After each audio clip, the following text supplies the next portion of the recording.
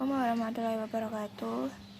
Saya akan mempresentasikan mengelola pendidikan madrasah.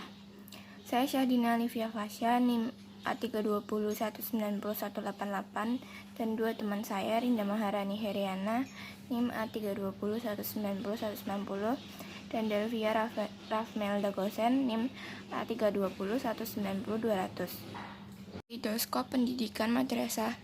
Kata madrasah berasal dari bahasa Arab, dari kata darosa, yadrusu, darasan, dan madrasatan, yang berarti belajar. Kata madrasah dalam bahasa Arab adalah bentuk kata keterangan tempat yang secara harfiah berarti tempat belajar atau tempat untuk memberikan pelajaran. Selain dari bahasa Arab, kata madrasah juga ditemukan dalam bahasa Hebreu atau Arami, dari kata yang sama yaitu darosa yang berarti membaca dan belajar, atau tempat duduk untuk belajar. Jika diterjemahkan ke dalam bahasa Indonesia, kata madrasah memiliki arti sekolah. Secara teknis, formal dalam proses belajar mengajar antara madrasah dan sekolah tidak memiliki perbedaan. Akan tetapi, di Indonesia, madrasah tidak serta-merta dipahami sebagai sekolah, melainkan diberi konotasi yang lebih spesifik, yaitu sekolah agama, tempat di mana anak-anak dididik memperoleh pembelajaran hal ihwal atau seluk-beluk agama dan keagamaan Islam. Awal munculnya istilah madrasah berkenaan dengan upaya Khalifah Abbasiyah Harun al-Rasyid guna menyediakan fasilitas belajar ilmu kedokteran dan ilmu-ilmu penopang lainnya di lingkungan klinik Bimaristain yang dibangunnya di Baghdad. Komplek ini dikenal dengan sebutan Madrasah Baghdad yang akhirnya memunculkan Bait al-Hikmah di masa pemerintahan Al-Ma'mum. Pendidikan madrasah di Indonesia. Madrasah dalam UU SPN tahun 2003 merupakan pendidikan normal yang setara dengan bentuk sekolah dasar atau SD dan madrasah ibtidaiyah atau MI atau bentuk lainnya yang sederajat, serta sekolah menengah pertama SMP dan madrasah sanawiyah MTS atau bentuk sederajat. Sekolah menengah atas SMA, madrasah aliyah MA, sekolah menengah kejurusan SMK dan madrasah aliyah kejurusan MAK atau bentuk lainnya yang sederajat. Nurkolis Majid berpendapat bahwa lembaga pendidikan yang serupa dengan pesantren sebenarnya sudah ada sejak kekuasaan Hindu-Buddha, sehingga Islam zaman Hindu-Buddha di Jawa, model atau sistem pesantren, telah digunakan secara umum untuk pendidikan dan pengajaran di kerajaan-kerajaan di Jawa. Setelah Islam masuk dan menyebar di Indonesia atau Jawa, sistem tersebut kemudian diambil oleh Islam dan dalam perkembangannya dikenal dengan sistem pesantren. Kemudian abad ke-20 Masehi, di Indonesia secara berangsur-angsur tumbuh dan berkembang pola pembelajaran Islam yang dikelola dengan sistem madrasi, yang kemudian dikenal dengan nama madrasah. Karakteristik madrasah di Indonesia. Karl Steinbeck membedakan madrasah dan sekolah karena keduanya mempunyai karakteristik atau ciri khas yang berbeda. Madrasah memiliki kurikulum, metode, dan cara mengajar sendiri yang berbeda dengan sekolah. Meskipun mengajar ilmu pengetahuan umum sebagaimana yang diajarkan sekolah, madrasah memiliki karakteristik sendiri, yaitu sangat menonjolkan nilai religiositas masyarakat. Sementara itu, sekolah merupakan lembaga pendidikan umum dengan pelajaran universal dan terpengaruh iklim pencerahan barat. Perbedaan karakteristik antara madrasah dan sekolah itu dipengaruhi oleh perbedaan tujuan keduanya secara historis. Tujuan dari pendiri madrasah untuk pertama kalinya ialah untuk transmisikan nilai-nilai Islam, selain untuk memenuhi kebutuhan modernisasi pendidikan sebagai jawaban atau respon dalam menghadapi kolonialisme dan Kristen.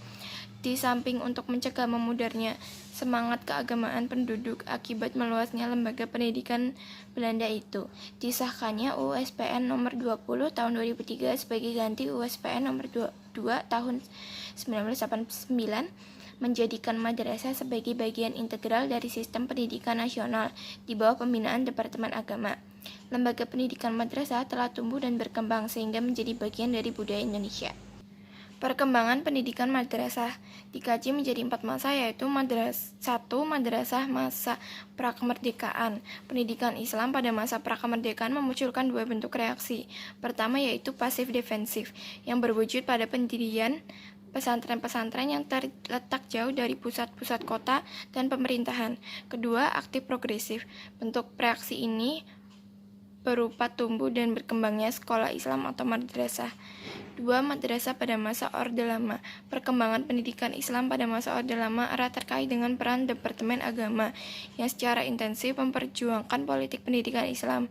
Berdasarkan aspirasi umat Islam adalah agar pendidikan agama diajarkan sekolah di samping mengembangkan madrasah itu sendiri. 3. Madrasah masa Orde Baru. Pada masa ini, kebijakan sistem pendidikan nasional didasarkan pada TAP MPRS nomor 27 pasal 1 tanggal 5 Juli 1996 yang menetapkan bahwa agama, pendidikan, dan kebudayaan adalah unsur mutlak dalam nasional dan karakter building, dan sekaligus menetapkan bahwa pendidikan agama menjadi mata pelajaran pokok dan wajib diikuti oleh setiap murid atau mahasiswa sesuai dengan agamanya masing-masing. Pada pasal 4 TAP MPRS ini menyebabkan bahwa isi pendidikan untuk mencapai dasar dan tujuan pendidikan yaitu A. Mempertinggi mental, moral, budi pekerti, dan memperkuat keyakinan beragama. B. Mempertinggi kecerdasan dan keterampilan. C. Membina dan mengembangkan fisik yang kuat dan sehat. Madrasah pada masa reformasi. Proses pergantian UUSPN nomor 2 tahun 1989 ke UUSPN nomor 20 tahun 2003 terdapat perdebatan hingga mengesahkan 8 Juli 2003 yang terdapat 10 materi yaitu 1. Masalah desentralisasi dan kerancauan tanggung jawab perumusan UU Sisdiknas. 2. Ketidakjelasan tanggung jawab pemerintah daerah dan pusat. 3. Tanggungan biaya pendidikan antara pemerintah dan masyarakat. 4. Pendidikan formal dan non-formal. 5. Sentralis agama. 6. Undang-undang Sisdiknas melahirkan watak inlader dan orientasi inward looking. 7. Pembedaan sumber daya pada masyarakat. 8. Adanya dominasi guru. 9. Asumsi liberalisasi pendidikan. 10. Etatisme atau campur tangan pemerintah yang berlebih-lebihan. Strategi pengembangan pendidikan madrasah. Pengembangan pendidikan madrasah dilakukan dalam 5 strategi pokok yaitu 1. Strategi peningkatan layanan pendidikan di madrasah. Difokuskan pada upaya mencegah peserta didik agar tidak putus sekolah, mempertahankan mutu pendidikan agar tidak semakin menurun. Indikator keberhasilannya yaitu A. Angka putus sekolah di madrasah berkurang. Angka putus sekolah di madrasah dipertahankan seperti sebelum krisis dan akhirnya dapat diperkecil. B. Peserta didik yang kurang beruntung seperti yang tinggal di tempat terpencil dapat memperoleh layanan pendidikannya sederajat. C. Siswa terlanjur putus sekolah didorong untuk kembali bersekolah dan mendapatkan layanan pendidikan. D. Proses belajar mengajar di madrasah tetap berlangsung meskipun dana yang terbatas. Adapun kebijakan utama yang perlu dilakukan yaitu A. Mempertahankan laju pertumbuhan angka partisipasi pendidikan. B. Melanjutkan program pemberian beasiswa dan dana bantuan operasional pendidikan ke semua jenis madrasah. C. Mengintegrasikan dana bantuan operasional pendidikan. D. Meningkatkan dan membangun program pendidikan alternatif secara konseptual dan keseimbangan. E. Meningkatkan keterlibatan masyarakat dalam mengambil keputusan tentang pendidikan. 2. Strategi perluasan dan pemerataan kesempatan pendidikan di madrasah.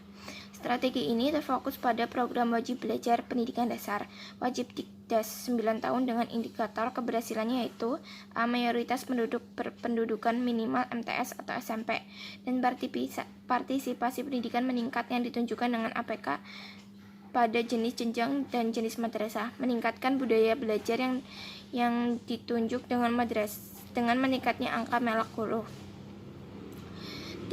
C. Proporsi jumlah penduduk yang kurang beruntung yang mendapat kesempatan pendidikan semakin meningkat. Strategi peningkatan mutu dan relevansi pendidikan di madrasah. Strategi ini dilakukan dalam 4 aspek yaitu kurikulum, guru, tenaga pendidikan lainnya, sarana pendidikan, serta kepemimpinan madrasah. Pertama, pengembangan kurikulum berkelanjutan di semua jenjang dan jenis madrasah yang meliputi A. Pengembangan kurikulum madrasah ibtidaiyah dan madrasah sanawiyah, mengintegrasikan kemampuan generik dalam kurikulum, meningkatkan relevansi program pendidikan, mengembangkan budaya keteladanan di madrasah. Kedua, pembinaan profesi guru madrasah yaitu memberikan kesempatan yang luas kepada kepada semua untuk meningkatkan profesionalisme. B. Memberikan perlindungan hukum dan rasa aman kepada guru dan tenaga pendidikan lainnya. Dan penyalahgunaan sarana dan prasarana pendidikan di madrasah yang meliputi menjamin tersedianya buku pelajaran, buku teks, buku daras, dan buku lain-lain. Melengkapi kebutuhan ruang belajar, laboratorium, dan perpustakaan. Mengefektifkan pengelolaan dan pendayagunaan sarana dan prasarana pendidikan. D. Menyediakan dana pemeliharaan yang memadai. E. Mengembangkan lingkungan madrasah sebagai pusat pemberdayaan dan pembinaan peserta didik. 4. Strategi pengembangan manajemen pendidikan madrasah. Strategi ini berupaya untuk mengembangkan sistem manajemen madrasah sehingga secara kelembagaan memiliki kemampuan-kemampuan sebagai berikut. A. Berkembangnya prakarsa dan kemampuan kreatif dalam mengelola pendidikan. B. Berkembangnya organisasi pendidikan di madrasah yang lebih berorientasi profesionalisme daripada anarki. C. Layanan pendidikan yang semakin cepat, terbuka, adil, dan merata. Kebijaksanaan program yang dilaksanakan meliputi A. Revitalisasi peran, fungsi, dan tanggung jawab pendidikan madrasah.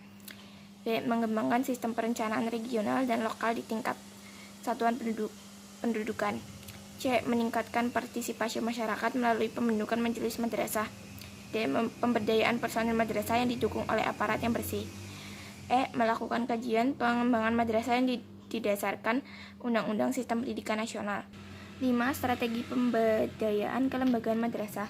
Strategi ini menekankan pada pemberdayaan kelembagaan madrasah sebagai pusat pembelajaran pendidikan dan pembudayaan. Indikator keberhasilannya yaitu tersedianya madrasah yang semakin bervariasi yang diikat oleh visi dan misi dan tujuan pendidikan madrasah. B. Mutu dan sarana prasarana madrasah yaitu semakin bervariasi yang diikat visi, misi, dan tujuan. C. Tingkat kemandirian semakin tinggi. Kebijakan yang perlu ditempuh yaitu A. Melaksanakan telaah kajian dan terstrukturisasi madrasah sesuai dengan tuntutan perkembangan masyarakat. B. Mengembangkan sistem organisasi kelembagaan pendidikan yang profesional, efektif, efisien. C. Standarisasi kelembagaan yang didukung oleh sarana personal minimal dan kualifikasi personel yang sesuai dengan bidang keahlian serta beban pekerjaannya. Sistem pendidikan nasional. Bentuk dan jenjang pendidikan madrasah secara konstitusional setara dengan bentuk dan jenjang pendidikan persekolahan. Pasal 17 ayat 2 menyebutkan pendidikan dasar berbentuk sekolah dasar SD dan madrasah ibtidaiyah MI atau bentuk lain yang sederajat serta sekolah menengah pertama SMP dan madrasah sanawiyah MTS atau bentuk lain sederajat. Selanjutnya pada bagian kedua pendidikan menengah pasal 18 ayat 3 disebutkan pendidikan menengah berbentuk sekolah menengah atas SMA Madrasah Alawiyah, sekolah menengah kejujuran SMK dan Madrasah Aliyah kejujuran MAK atau bentuk lain sederajat. Kaleidoskop sekolah. Sekolah atau school diambil dari bahasa Latin skol, sekolah, skole atau sekolah, dipakai sekitar pada abad 12 yang secara harfiah berarti waktu luang atau waktu senggang. Leisure itu para ahli percaya bahwa pendidikan berasal dari beberapa akar peradaban. Satu di antaranya peradaban Mesir Sumer. Ada juga Plato dan Aristophanes adalah orang pertama yang meninggalkan catatan tertulis mengenai ruang kelas dan sekolah. Informasi yang dirangkum dari Ekkarta Encyclopedia menunjukkan bahwa sejarah pendidikan yang sekarang kita kenal sebagai sekolah dan universitas boleh berakal dari akademinya Plato dan lekumnya Aristoteles. Namun, dalam arti yang lebih luas, pendidikan mungkin telah dimulai sejak manusia ada di muka bumi. Dalam bentuk yang informal dan non-formal pelatihan, pendidikan diberikan oleh orang tua dan masyarakat setempat. Melacak pendidikan dan sekolah di Indonesia. Pada masa prakolonialisme, yaitu pendidikan mungkin hanya dikenal oleh kaum bangsawan dan keluarga raja-raja, sedangkan pada masa kolonialisme yaitu dimulai dengan masuknya Portugis disusul Spanyol, Belanda, Inggris, dan Perancis selama 300 tahun kemudian Hindia Belanda sejak VOC datang di awal abad 17 terfokus pada edukasi, irigasi, emigrasi, pendidikan, imigrasi, transmigrasi. Pada tanggal 3 Mei 1871 keluar keputusan kerajaan yang merupakan UU Pendidikan Bumi Putra yang pertama. Dalam UU ini dicantumkan bahasa pengantar sekolah yang harus menggunakan bahasa setempat atau bahasa Melayu. Uang sekolah dihapuskan dan seterusnya. Biaya sekolah ditanggung oleh pemerintah. UU ini juga melarang pengajaran agama baik Kristen maupun Islam atau lainnya di sekolah. Sekolah bercirikan agama tidak mendapat subsidi dari pemerintah. Sekolah juga mulai diperluas tujuannya dari mencetak calon pegawai negeri ke arah pengembangan potensi masyarakat, dan karenanya tidak saja mengajarkan soal bahasa, melainkan juga mengikuti kemampuan ilmu pendidikan. Bidang-bidang pengelola kurikulum adalah bidang-bidang garapan pengelola sekolah atau madrasah. 1. Pengelola kurikulum adalah suatu sistem pengelola yang kooperatif, komprehensif, sistematik dalam rangka mewujudkan ketercapaian tujuan kurikulum. Prinsip dalam melaksanakan pengelolaan kurikulum sebagai berikut: produktivitas, demokratis, kooperatif, aktivitas, dan efisien mengarah visi dan tujuan. Terdapat proses siklus yang terus-menerus. Proses tersebut terdiri dari 4 unsur. A. Tujuan. B. Isi atau material metode. Penilaian, asesmen, balikan, feedback. Pendidikan. Pengelola peserta didik. Pengelola peserta didik atau Pupil Personnel Administration adalah layanan yang memusatkan perhatian pada pengaturan, pengawasan, dan layanan siswa di sekolah dan di luar kelas seperti pengenalan, pendaftaran, layanan individual. Tahap pengelolaan peserta didik yaitu analisis kebutuhan peserta didik, yaitu penetapan siswa yang dibutuhkan oleh lembaga sebuah pendidikan. B. Rekrutmen peserta didik, yaitu proses pencarian, penentukan, dan menarik calon siswa yang mampu untuk menjadi peserta didik di lembaga pendidikan. C. Seleksi peserta didik, yaitu pemilihan calon peserta didik untuk menentukan sistem tidak menentukan diterima tidaknya calon peserta didik. D. Orientasi peserta didik, yaitu kegiatan penerimaan siswa baru dengan mengenalkan situasi lembaga pendidikan. E. Menempatkan peserta didik, mengelompokkan peserta didik yang pada umumnya didasarkan pada sistem kelas. F. Pembinaan dan pengembangan peserta didik, pencatatan dan pelaporan kelulusan dan alumni.